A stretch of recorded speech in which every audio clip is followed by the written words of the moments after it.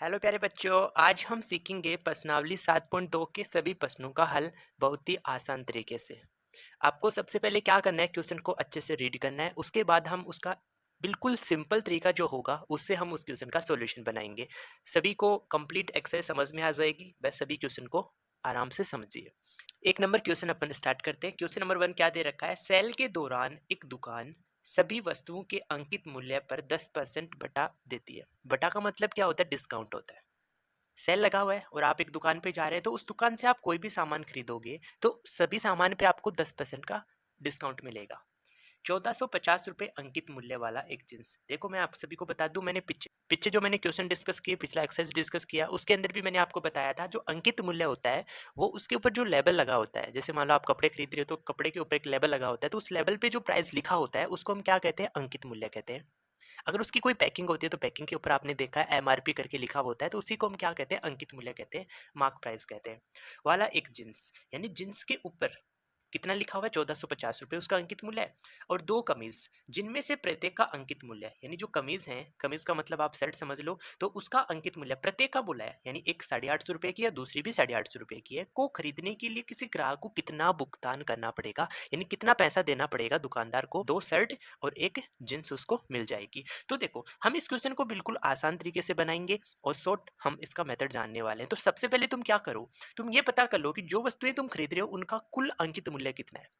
देखो, तो हमने हमें एक तो जींस खरीदनी है, हमें एक तो क्या खरीदनी है? जींस खरीदनी है। और एक हमें दो हमें क्या खरीदनी है? कमीज।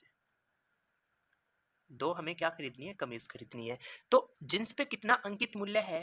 एमपी कह दूं? देखो, मैं शॉर्ट में एमपी कह दूंगा। एमपी का मतलब क्या होता है? मार्क प्राइस होता है, अंकित मूल्य होता है। तो जींस पे तो कितना लिखा हुआ है? 1450 रुपये। जींस पे कितना लिखा हुआ है? 1450 रुपये। और एक शर्ट पे कितना? 850 रुपये। तो दो शर्ट अपन खरीद रहे हैं, तो दो से गुना कर दूंगा, यानी दोनों शर्टों का एमपी कितना हो जाएगा? 850 का आप दो से गुना कर दोगे तो कितना आ जाएगा? 1700 रुपये आ जाएगा। क्या आपको इतना समझ में आ गया? अब हमें क्या करना है? कुल अंकित मूल्य निकाल लो। कुल एमपी, एमपी का मतलब अंकित मूल्य है। तो जींस का कितना है? 1450 रुपये। 1450 में जोड़ दो कितना? 1700 रुपये। ये 1700 रुपये इसमें जोड़ दो, तो टोटल कितना आ जाएगा? जीरो आ जाएगा, पाँच आ जाएगा, 7 + 4 11, एक आ जाएगा, एक एक दो, एक हासिल का 3 आ जाएगा। यानी टोटल अगर आप उनका अंकित मूल्य देखोगे तो 3150 रुपये हो गया। अब हमें क्या कर रहा है? सेल के दौरान 10% का छूट मिलेगा, यानी हम क्या करेंगे? 3150 रुपये देने की जरूरत नहीं है, हम इस पे क्या करेंगे? 10% छूट के बाद देंगे। यानी हम क्या करते हैं? इस 3150 रुपये का, 3150 रुपये का हम पहले 10% निकाल लेते हैं।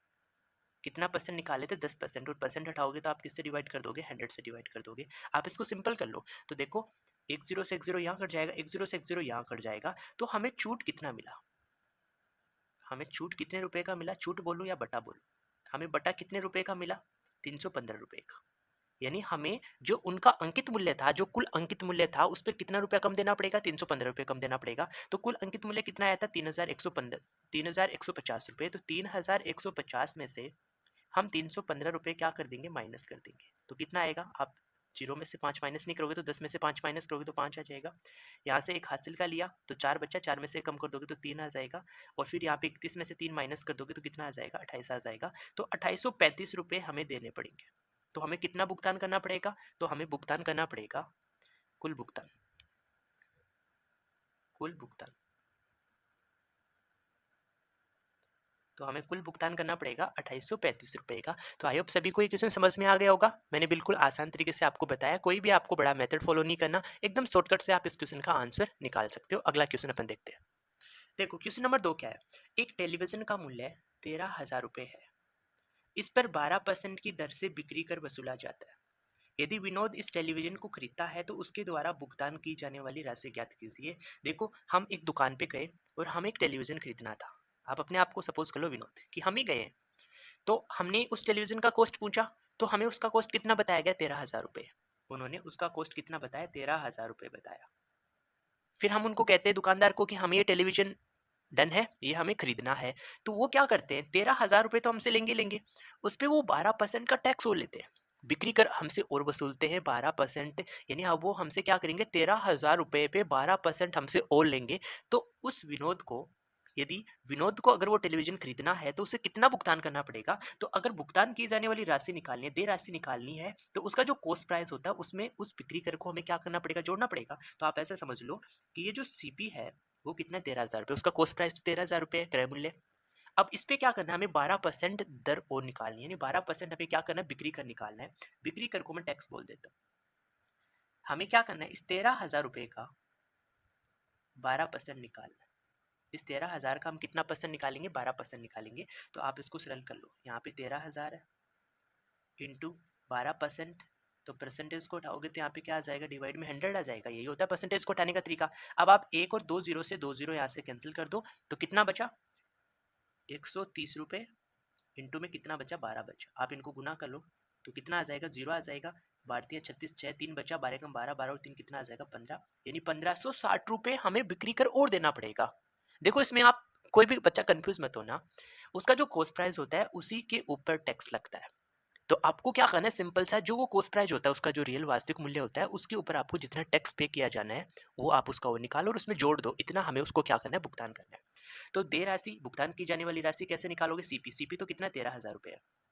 इस 13,000 रुपये में हम क्या कर देंगे, बिक्री का टैक्स कितना पता चला हमें, 1,560 रुपये। 1,560 रुपये आप और जोड़ दो, तो यहाँ से कितना मिल जाएगा हमें, 0।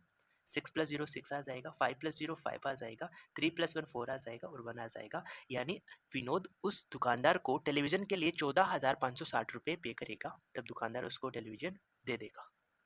समझ में आ गया सभी को। इंपॉर्टेंट और एकदम बिल्कुल बेसिक सा सॉल्यूशन मैंने आपको इसका बता दिया, तो सभी को समझ में आ गया होगा। नेक्स्ट क्वेश्चन देखो। तो अच्छे से सभी क्वेश्चन का आप हल सीखते रहिए। क्वेश्चन नंबर 3 अपन डिस्कस करते हैं। देखो क्वेश्चन नंबर 3 क्या दे रखा है, अरुण एक जोड़ी स्केट्स, स्केट्स का मतलब जो स्केटिंग शूज होते हैं उसकी बात की जा रही है, किसी सेल से खरीद कर लाया, जिस पर दिए गए बट्टे की दर 20% थी, यानी छूट भी उस पर दी गई है 20%।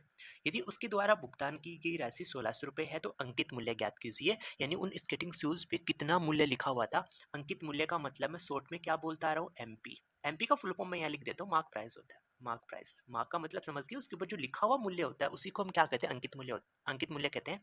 तो हमें इस एमपी का मान निकालना है, एमपी का मान निकालना है। अब देखो इस क्वेश्चन को समझना बहुत आसान तरीका मैं आपको बताऊंगा। वो जो स्केट्स हैं उनके ऊपर जो मूल्य लिखा होता है उसको तुम 100%, देखो कोई भी चीज होती है वो अपने आप में कितना परसेंट होती है, 100% होती है। आपको हमेशा 100% लेना है। स्केटिंग शूज का जो मूल्य था वो आप कितना परसेंट ले लो, 100% ले लो। कितना परसेंट ले लो, 100% ले लो। अब आप इस 100% पे, अब आपको इस 100% पे 20% का बढ़ा दिया गया। यानी आप क्या करोगे, 100% उसका मूल्य था, उसमें से आपको दुकानदार ने 20% की छूट दे दी। डिस्काउंट कितने परसेंट का दिया, 20% का, तो आप 20% माइनस कर दो। यानी आपने रुपये कितने परसेंट दिए, 80%। अगर आपको वो स्केटिंग शूज खरीदने हैं तो आपने कितना परसेंट भुगतान किया, 80% का भुगतान किया है। कितना परसेंट का भुगतान किया, 80% का भुगतान किया है। अब रुपए में हमने कितने राशि का भुगतान किया, 1,600 रुपए का। देखो कितना आसान तरीका है ये, आराम से समझ में आएगा। आपने रुपए में कितना भुगतान किया, 1,600 रुपए का, और परसेंटेज में हमने कितना परसेंट भुगतान किया, 80% का। मैंने क्या कहा, उसके ऊपर जो लिखा गया मूल्य था वो 100% था, 100% एमपी है। उस पे लिखा गया मूल्य कितना था, 100% था। अब दुकानदार ने कहा कि मैं आपको इस पे 20% की छूट दे दूंगा, डिस्काउंट दे दूंगा, तो हमने 100% में से 20% माइनस कर दिया। यानी हमें उसको, दुकानदार को कितना पैसा पे करना पड़ेगा, 80% पे करना पड़ेगा अगर हमें वो स्केटिंग शूज खरीदने हैं। तो हमने रुपए में 1,600 रुपए दिए, ये 1,600 रुपए कितने परसेंट का मान है, 80% का मान है। तो आप उनको किससे भाग दे दो, 80% से भाग दे दो। लेकिन आपसे क्या पूछा, एमपी पूछा है, तो एमपी होता है 100%। यानी आप इसको किससे गुना कर दो, 100% से। जिसका मान निकालना है उससे हमें गुना करना होता है। तो हमें एमपी चाहिए और एमपी कितना परसेंट लिया हमने, 100% लिया है। वैसे इसको सरल कर लो, आपको आंसर मिल गया। इसको सरल करते ही हमें अंकित मूल्य पता चल जाएगा। देखो सरल करो, परसेंटेज से परसेंटेज काट दोगे, आप एक जीरो से एक जीरो कैंसिल कर दोगे, और 8 का टेबल आप 160 में पूरा पूरा जाएगा, 8 दूनी 16, 20 बार, और 20 को आप 100 से गुना कर दोगे तो आंसर कितना आ जाएगा, 2,000 रुपये। उन स्केटिंग शूज का जो एमपी था, अंकित मूल्य था, वो 2,000 रुपये था, और उस पर हमें 20% की छूट दी, तब हमने कितना भुगतान किया गया था, 1,600 रुपये का भुगतान किया गया था। बताओ समझ में आया सभी को। देखो अगर आपको किसी क्वेश्चन में डाउट रह जाता है तो आप मुझे कमेंट करके जरूर बताया करो, क्योंकि आप जब तक कमेंट करके नहीं बताओगे तो मुझे पता नहीं चलेगा ना कि आपको किस क्वेश्चन में डाउट रहा है। उसको मैं अगला जो पार्ट लेके आऊंगा उसके अंदर मैं एक्सप्लेन कर दूंगा जिस भी क्वेश्चन में आपको डाउट रहता है फिर से। ओके, अगला क्वेश्चन समझते हैं। बहुत बेसिक बेसिक से क्वेश्चन है, बस आपको इन क्वेश्चन की लैंग्वेज समझ में आनी चाहिए, आपको पर्सन समझ में आना चाहिए, उसके बाद आप उसका सॉल्यूशन बहुत आसानी से बना सकते हो। अगला क्वेश्चन देखो, क्वेश्चन नंबर 4। मैंने एक हेयर ड्रायर 8% वेट, देखो वेट भी यहाँ पे क्या टैक्स है, कर ही है, ये भी कर है। 8% वेट सहित 5400 रुपये में खरीदा, तो वेट को जोड़ने से पहले उसका मूल्य क्या था? जैसा अभी मैंने आपको क्वेश्चन नंबर 3 बताया, सेम उसकी जैसा क्वेश्चन है, कोई चेंज नहीं है, हम इसको भी उसी से बहुत आसानी से कर लेंगे। देखो वैट जोड़ने से पहले उसका मूल्य, तो आप ऐसा समझो, देखो हमने दुकानदार को जाके उसका हेयर ड्रायर का रेट पूछा, तो उसने कहा, उसका कुछ भी हमें रेट बताया, हम उस रेट को कितना ले लेंगे? 100%। देखो जो भी बताया वो अपने आप में कितना परसेंट था? 100% था। ये समझो ये 100% उसका वास्तविक मूल्य था। ये क्या था? उसका वास्तविक मूल्य था। अब हमें वो पसंद आ गया, तो हमने कहा कि हम ये खरीद रहे हैं। तो उसने क्या किया, फिर वो हमें कहता है कि मैं इसमें आपको 8%, जब वो बिल बनाता है तो बिल बनाते वक्त उसने क्या कर दिया, 8% वैट और जोड़ दिया, 8% वैट कर जोड़ दिया, या फिर आप समझो टैक्स, टैक्स जोड़ दिया 8%। तो हमने बोला कि आपको 108% का पैसा देना है। हमें कितना परसेंट का भुगतान करना है? 108% का। 100% तो उसका वास्तविक मूल्य था। जैसे हमने उसको बिल बनाने के लिए कहा, तो बिल में वो क्या करते हैं, कर भी जोड़ देते, टैक्स जोड़ देते हैं। 8% उन्होंने क्या कर दिया, टैक्स जोड़ दिया। तो हमसे वो कितने परसेंट का पैसा वसूलेगा? 108% का। परसेंटेज में तो 108% का पैसा वसूलेगा। अब हमने उसको खरीदने के लिए पैसा दिया, कितना पैसा दिया? 5400 रुपए। मैंने क्या कहा, जो रुपए देते हो वो रुपए आपको यहाँ लिखने हैं। ये 5400 रुपए कितने परसेंट का मान था? 108% हमने पे किया, यानी ये परसेंटेज में 108% था, वो हमेशा नीचे लिखा जाता है। हमसे क्या पूछा कि वेट जोड़ने से पहले, जब हमने ये वेट जोड़ा तो वेट जोड़ने से पहले उसका मूल्य कितना था? 100% था। बस आपको इससे क्या करना है, 100% से गुना करना है। भैया हमें 100% का ही तो मान चाहिए, तो जिसका मान चाहिए उससे गुना कर दो। देखो आप इसी एक मेथड से सारे क्वेश्चन बना सकते हो, बिल्कुल भी गलत नहीं होंगे। आप इसको सरल कर लो, आपको आंसर मिल जाएगा। कर लो। देखो परसेंटेज से परसेंटेज हट जाएगा, और हम यहाँ पे किससे कैंसिल करें? 54, 54 से कैंसिल कर लो। देखो 54 का टेबल अगर आप एक बार बोलेंगे तो यहाँ पे तो 100 आ जाएगा, क्योंकि 54 का 54 में एक बार चला गया, 2 जीरो हमने ऐसा कस लगा दिया। 54 का टेबल आप 2 बार बोलेंगे तो कितना आ जाएगा? 108 आ जाएगा। अब 100 को 100 से गुना करोगे तो ऊपर तो कितना आ गया? 10,000 आ गया, और उसको किससे भाग दे दोगे? 2 से। तो यहाँ से हमें आंसर कितना पता चलेगा? 5,000 रुपये। यानी उसका टैक्स जोड़ा, 8% टैक्स जोड़ने से पहले उसका जो वास्तविक मूल्य था हेयर ड्रायर का, वो कितना था? 5,000 रुपये था। ये इस क्वेश्चन का आंसर है। यही इस क्वेश्चन का क्या आंसर है? देखो मैंने एक लाइन के अंदर आपको आंसर सिखा दिया, सबसे आसान है। एक लास्ट क्वेश्चन हम और इस एक्सरसाइज का कर लेते हैं। देखो क्वेश्चन नंबर 5। कोई वस्तु 18% जीएसटी, अब ये जीएसटी क्या है? जीएसटी भी टैक्स ही है। जीएसटी का फुल फॉर्म अगर नहीं जानते तो बता दूं, जी का मतलब होता है गुड्स, एंड एस का मतलब सर्विस होता है, और टी का मतलब टैक्स होता है। तो ये भी एक प्रकार का टैक्स है जो वस्तुओं पे लगता है। सम्मिलित करने के बाद यानी 18% जीएसटी शामिल कर दी गई है, और सम्मिलित करने के बाद 1239 में खरीदी गई। हमने कोई वस्तु खरीदी है और उस वस्तु के लिए हमने कितना पैसा पे किया? 1239 रुपये हमने दिए। जीएसटी जोड़ने से पहले का उस वस्तु का मूल्य ज्ञात करना है। देखो सेम क्वेश्चन क्वेश्चन नंबर 4 जैसा है, सिंपल क्वेश्चन नंबर 4 जैसा ही अपन बनाएंगे। देखो जीएसटी जोड़ने से पहले उसका वास्तविक मूल्य, वास्तविक मूल्य कितना है? 100%। आपको उस वस्तु का वास्तविक मूल्य कितना लेना है? 100% लेना है, 100% लेना है। अब मैंने क्या किया, मैंने नहीं किया, दुकानदार ने क्या किया, 18% जीएसटी जोड़ दी। 18% क्या कर दी? जीएसटी जोड़ दी बिल बनाते वक्त, और हमें 118% का भुगतान करने के लिए बोला। हमें अब पेमेंट करना है, तो हमें पेमेंट करना है 118% का। तो हमने पेमेंट कितने का किया? 1,239 रुपए का। 1,239 रुपए का पेमेंट किया। ये पेमेंट एक्चुअल में कितना परसेंट का था? 118% का। कितना परसेंट का था? 118% का था। हमें तो बोला गया कि जीएसटी जोड़ने से पहले का मूल्य है, तो जीएसटी तो हमने जोड़ा, तो उससे पहले कितना था? 100%। तो हमें इसी 100% का मान चाहिए, तो 100% से गुना कर दो। देखो हमें 118% का रुपयों में मान दे रखा है, तो रुपया आप ऊपर लिख दो। कितना परसेंट का मान था? 118% का, और जो तुमसे ज्ञात करवा रहा है उसको आप गुना में लिख दो। तो हमें जीएसटी जोड़ने से पहले उस वस्तु का मूल्य, वास्तविक मूल्य 100% हम मानते हैं। तो अब आप इसको सिंपल कर लो, आपको आंसर मिल जाएगा। देखो परसेंटेज से परसेंटेज हटा। अब हम क्या करेंगे, 118 से इसको हम पूरा कैंसिल आउट कर सकते हैं, तो कर लो। चलो मैं यहाँ पे डिवाइड करके बता देता हूँ। 1239 को हमें क्या करना है, 118 से डिवाइड करना है। तो सबसे पहले मैंने क्या किया, एक बार डिवाइड कर दिया, तो यहाँ पे बचा 118 माइनस कर दूंगा। तो 123 में से 118 माइनस करूंगा तो कितना बचा, 5 बचा और 9 बचा, यानी हम पूरा तो कैंसिल कर ही नहीं सकते। तो हम क्या करेंगे, 100 को भी गुना कर लेंगे इसके साथ, तब तो कर सकते हैं।